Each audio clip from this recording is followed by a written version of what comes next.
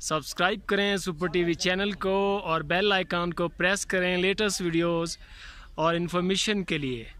अस्सलाम वालेकुम दोस्तों, मोहम्मद शाहिद भाई आपका। और ये जा रहा है माल हमारा आज की डिलीवरी।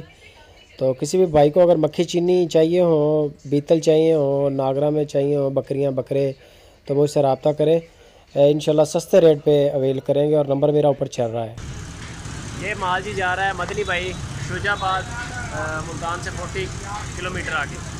ये माशाल्लाह 4 जानवर हैं, उन्होंने सेलेक्ट किए, चेक करवाए तसल्ली के साथ। मदनी भाई शुजाबाद।